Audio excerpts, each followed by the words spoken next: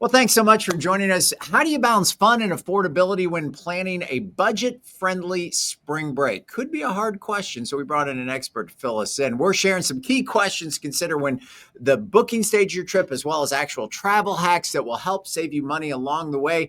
Justin from Forest Area Federal Credit Union, thanks so much for joining us. All right, so we are talking to all those folks that have either made some plans or are hoping to make some plans for spring break, because spring break for an awful lot of our kiddos and families here in Northern Michigan is just around the corner. Justin, thanks for joining us. Yeah, you bet. I know that some are probably already on spring break or going in the next week or two. And tonight we're going to talk about some topics that you can, even if most of your plans are in place, things that you can think about that might help you save on the wallet a little bit while you're Well, out there doing that spring break travel.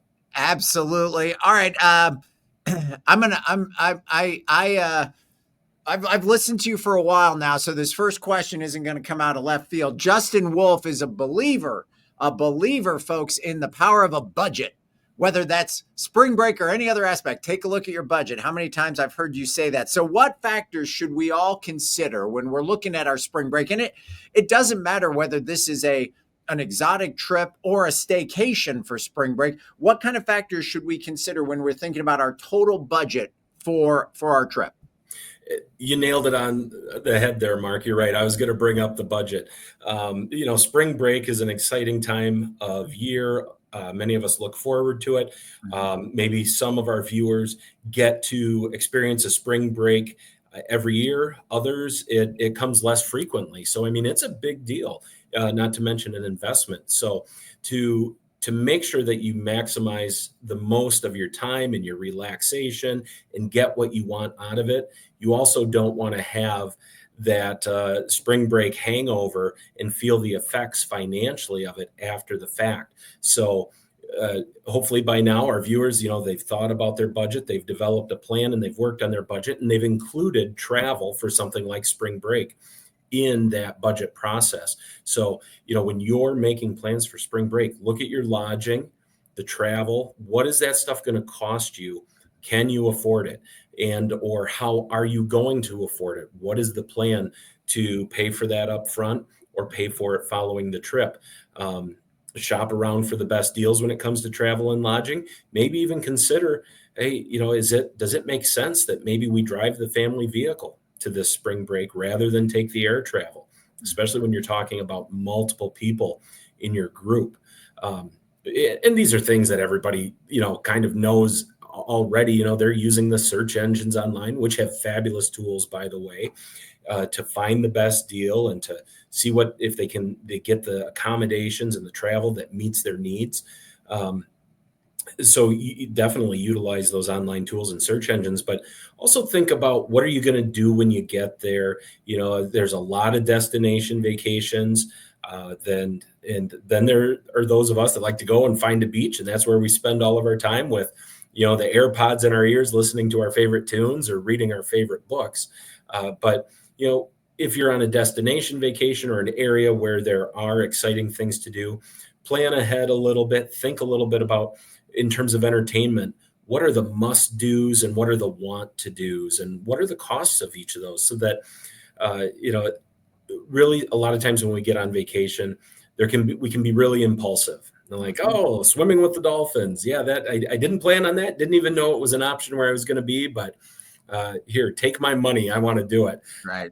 Do a little research, plan out, I know many of us, we don't, some people want that regimented. They want to know what they're doing every hour of the day while they're on vacation, and others are more go with the flow.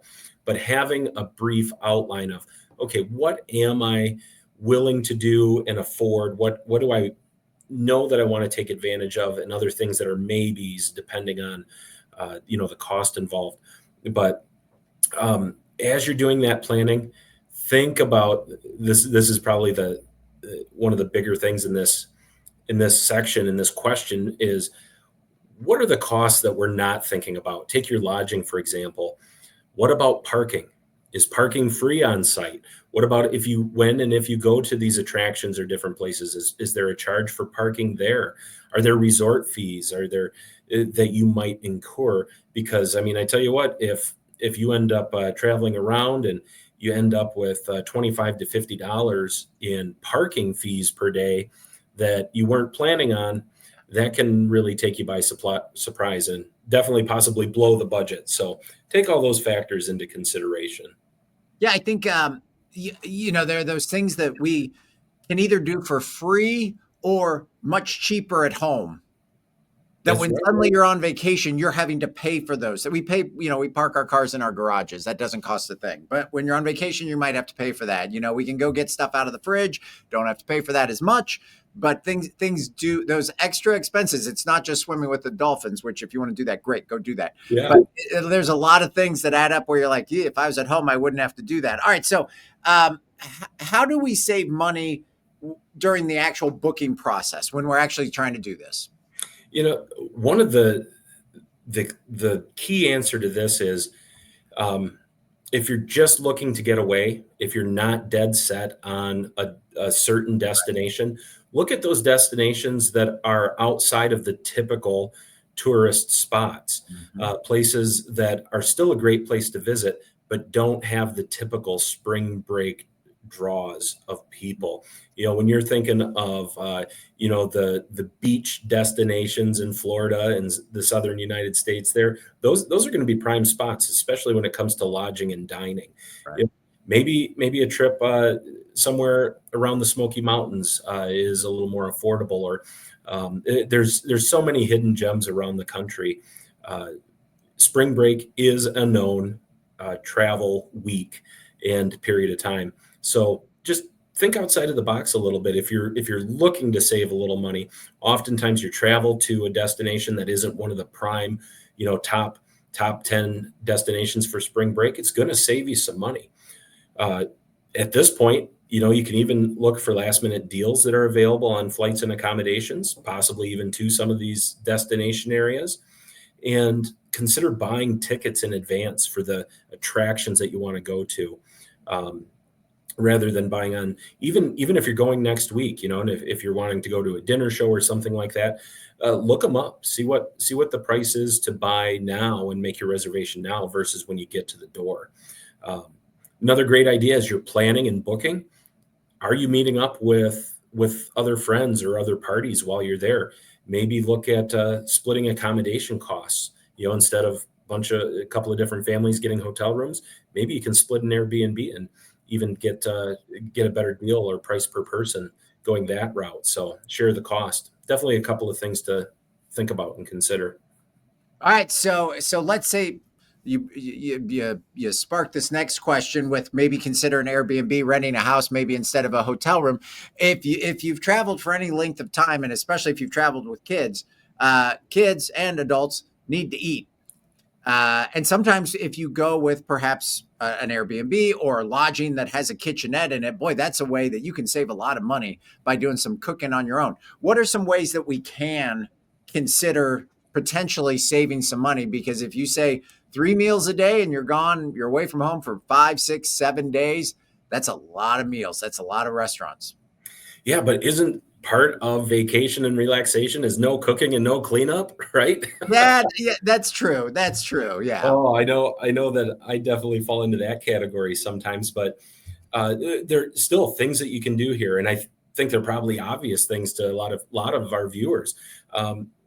Look at accommodations that offer a free breakfast. Yeah. Many hotels, many of the chain hotels, the flag hotels, offer that perk, and I mean that's one meal. That's not out of pocket anymore. If you're staying in a hotel with a kitchenette, or if you're in an Airbnb or one of these things, yeah, if they have a kitchen, yeah, there's a lot of do a quick grocery store run.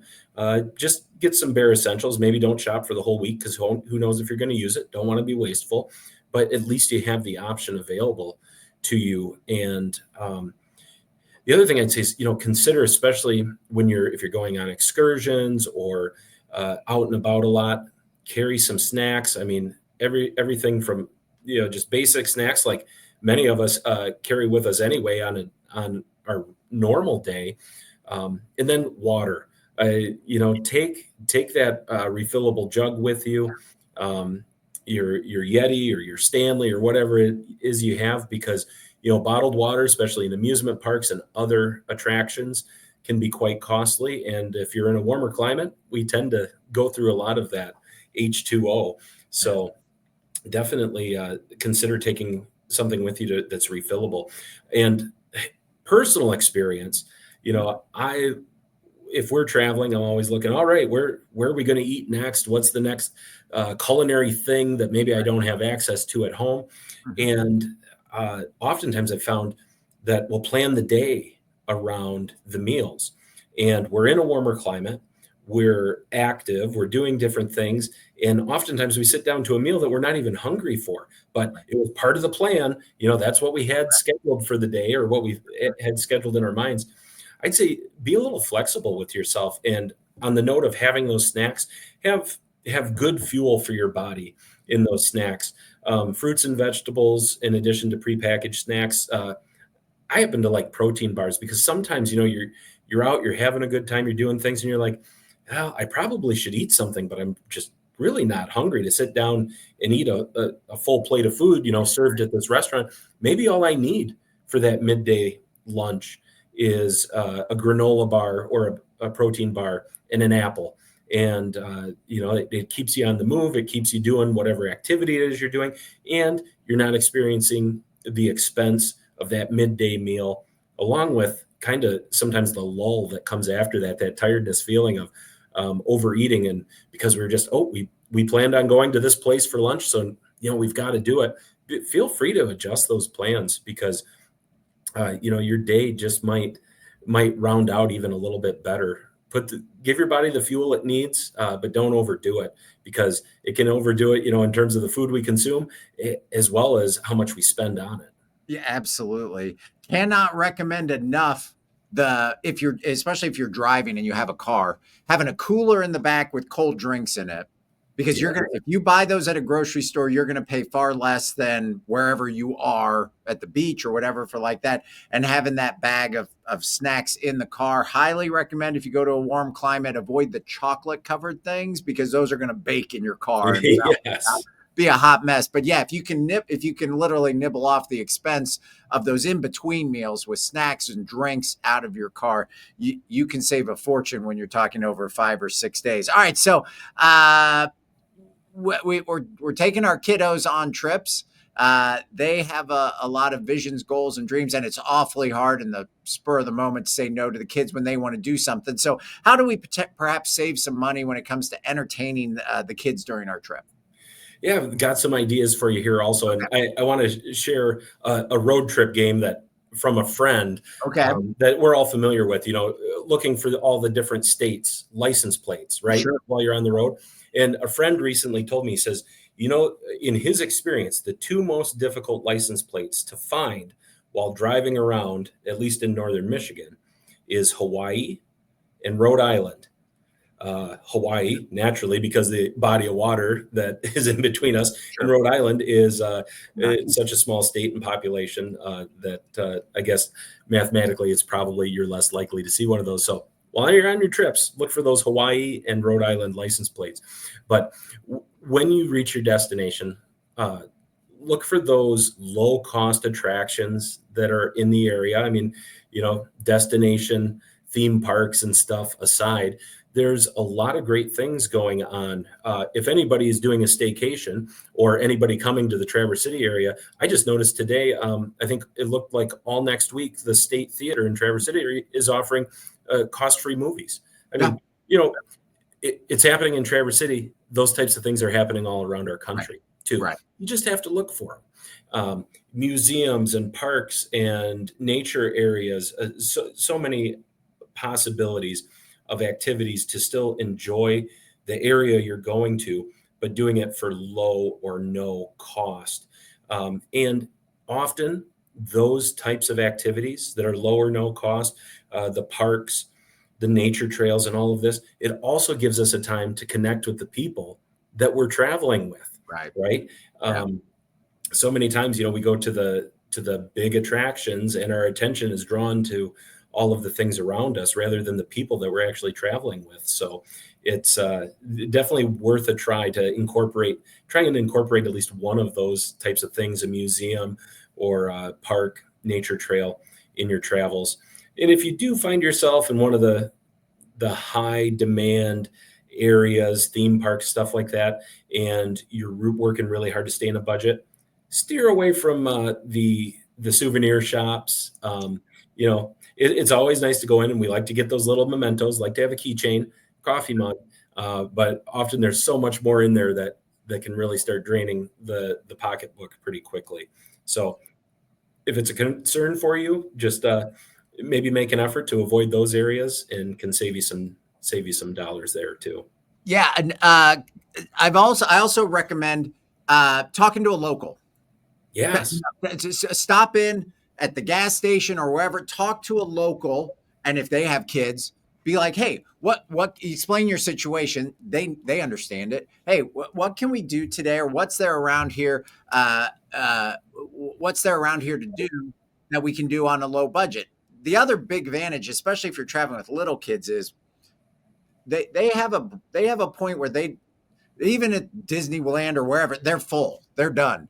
And if Yeah. you bought those tickets and you're like, ugh, the nice thing with free things, if they decide they want to switch gears or take a nap or, do something different, that gives you the grace of a lot more flexibility if you're doing those less expensive things. If you're like, gosh darn it, today's the day we're going to go, go to Epcot or whatever, you're kind of committed to that at that point. So Yeah. I recommend that. All right. So we're leaving home where we have everything, and we're trying to watch the budget. We know we're going to have some travel expenses. We know we're going to have some meal expenses. We know we're going to have some activity expenses. Are there things that we should pack with us that may save some expenses when we actually get to our trip? Oh, you bet. First of all, when you're packing, consider a lot of times if we're traveling by air, there's additional fees for checked baggages, sometimes an additional fee even for the carry-on. So consider working as minimally as you can on what you're taking with you. If you are checking a bag, put it on your scale at home. Know what the weight limit is and try to stay under that. Also, leave a little room in there for a few things to come back with you, right? So you get charged with that overweight bag fee on the way home.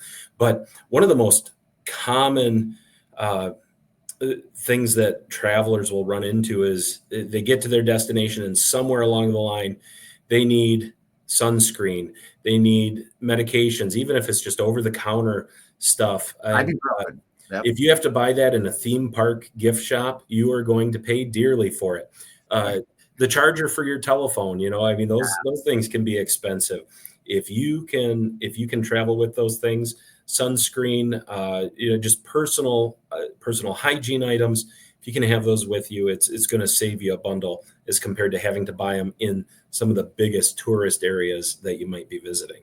Yeah, like ibuprofen from Disneyland or Disney World is not the souvenir you want to bring home. No. Spend the money on the coffee cup or the keychain, because you're going to be like, hey, remember this 2-pack of ibuprofen? That's what I brought back from Orlando. What are some other things that we need to consider that we can do when it comes to saving while we're on vacation?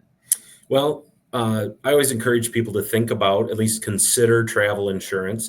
If you're using a booking agency online or anything like that, no. Because sometimes these costs are non-refundable. And travel insurance, it's an extra cost and you don't recoup it if you don't use it. But in the event that you're planning travel and a major event happens and you can't go, this can help you get a good chunk of that money back. Check your credit cards. If you're using a credit card to book your travel, sometimes there is additional coverage through your credit card carrier. Speaking of credit cards, you might be able to save or earn money with cashback rewards or mile rewards on cards. Another way to, if you're looking at this experience and working on accomplishing it within a budget, sometimes you can help that budget with the rewards or the payback you get on a cashback program. And traveling with cash can be risky, right? There's definitely a certain amount of risk that goes with it, but having some cash on hand isn't a bad idea either, because often when we're traveling, we're going to find ourselves maybe only having access to out-of-network ATM machines, and those can come with fees also. So consider how much cash you might want to have on hand. Carry it cautiously and carefully, of course, because the risk of loss or theft is always there. But if you think you may need cash, consider carrying an appropriate amount with you just to avoid those extra fees and charges if you have to use an out-of-network machine. Sounds like the overall arching theme of this is you're gonna have to spend some money to do this, but avoid the unnecessary expenditures. That's right. Just put a little thought into it, Yeah. and it can make the overall experience. The idea being when we get back from spring break, we want to be refreshed. We want to be recharged. We want to remember the positive memories. We don't want to have to be concerned about, oh boy, now I got to pay for this, or this really set me back. And maybe these are just a few tips that can help people out as they're planning those spring break trips. And take that time to relax, recharge, spend time with the people that you're traveling with, and it'll just make the overall experience that much better. Yeah, because nobody wants that hangover. No, spring break. Nobody wants spring break to turn into Christmas, where 3 weeks later you're pretty worried about that bill that pops up, right? All right, so if we know we want to avoid that, and if we know that next year we want to go on a trip, like we stay home this year or whatever, and next year we want to do that,